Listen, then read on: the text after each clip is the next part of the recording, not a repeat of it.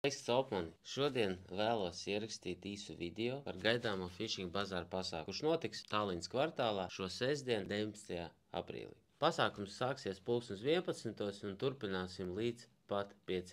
vakarā. Tātad, kas tad ir sagaidāms no šī pasākuma? Gribēju bišķiņ detalizētāk apstāstīt to visu programmu. Sāksim ar to, ka pasākums dalās 3 daļās. Pirmā daļa, jeb pamatdaļa, tā ir mānekļu tirdzniecība. Mūsu tirdziņā būs iespējams atrast dažādu veidu lietotus mānekļus, kā arī vietējo meistaru ražojumu. Kāpēc man šķiet tā ir laba ideja un kāpēc mēs vispār izdomājam to organizēt? Pirmām kārtām, katram no mums ir sakrājušies daudz mānekļu, kurus iespējams mēs vairāk neizmantojam. Tā pašā laikā daudz ražotāji varbūt noņem kaut ko no ražošanas, pārstāja krāsot kaut kādās īpašās krāsās, kas varbūt tev tiešām ir vajadzīgi un kurus tu meklē un nevari atrast. Nu, atnāc un parakņājies tajās kastēs. Esmu pārliecināts, ka atradīs interesantas lietas tieši priekš sevi. Otra lieta ir tas, ka tev iespējams klātbūtnē satikt meistarus, kuri ražo mānekļus, kuri ļoti daudz saprot par copu, parunāties ar tādiem cilvēkiem kā Leons, kas ražo savus slavenos rotiņus. Tev būs iespēja aprunāties ar Virlvīnu Lūras,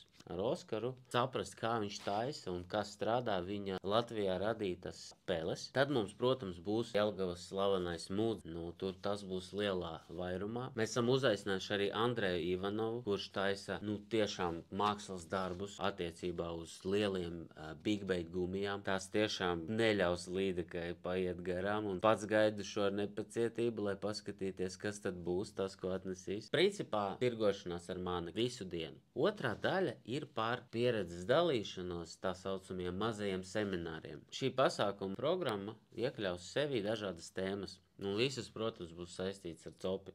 Sāksim mēs runāt par jauno vietu, LFL parku, un par to mums pastāstīs pats Anatolijs Livdans, kas pārstāv Foreļu līgu. Viņš pie mums atbrauks kopā ar Renāru Piti no Copes Frekvences. Pastāstīs, kā rīkoties tiem vecākiem, kuriem ir bērni, kuri grib makšķerēt, bet iespējams jums trūks zināšanas un pieredzes viņiem iedot to, ko viņi vēlas. Patiesībā tagad Latvijai ir iespēja atbraukt uz parku, pamācīties, kā ķert foreles, saņemt konsultāciju, iespējams iestāties kādā bērnu līgā un pat sacensties. Otrā tēma saistīta ar vasaru. Vasara ir atvaļinājuma laiks, ir daudz ceļojumu laika. Vismaz es personīgi braucot ārzemēs, mēģinu paķert kādu travel spinu un ir dzīves, vai arī plānoju kaut kādu specifisku makšķerēšanas braucienu uz kādu Somiju vai Zviedriju. Tātad pie mums būs Gunārs Klēģers, kurš ir speciālists šajā jautājumā, un viņš padalīsies ar to, kā tad saplānot, par ko atcerēties, ko neaizmirst, un kā tad darīt, lai tev tas brauciens sanāktu maksimāli ekonomiski. Neaizmirsīsim, protams, par māju. Mājas ir līdeku atklāšanas laika, sākas laivošanas sezona, sākas līdeku sezona. Antons no Copes draugs, kurš nebeidz mūs pārsteigt ar savām atskaitēm no Babītas ezera un no citām ūdens tilpnēm, pats klātienē parunās ar jums par to, kā viņš ķer līdeku, ko viņš ķer līdeku un kaut kādiem saviem knifiem. Un nobeigsim mēs ar laivu saistītu tēmu, ka laivas tagad tiek visas pulētas, gatavotas sezonai. Cilvēki, kuriem nav laivu, bet viņi tās laivas varbūt izīrē bāzēs, vienmēr paceļas jautājums par elektronikas barošanu. Ja? Vai tas ir elektromotors, vai tās ir eholot. Pie mums atnāks Armands Vingrovskis, kurš ļoti labi saprot un orientējās tēmā par litija akumulatoriem, pastāstīs mums par to niansēm, pielietojumu dažādos apstākļos, kāpēc litijs, kāpēc varbūt skābes akumulators kaut kādos gadījumos. Varēsiet uzdot jautājumus pašam ekspertam un saņemt atbildes. Visa pasākuma laikā mēs arī aicinam cilvēku iedot savu inventāru, kas varbūt jums vairāk nav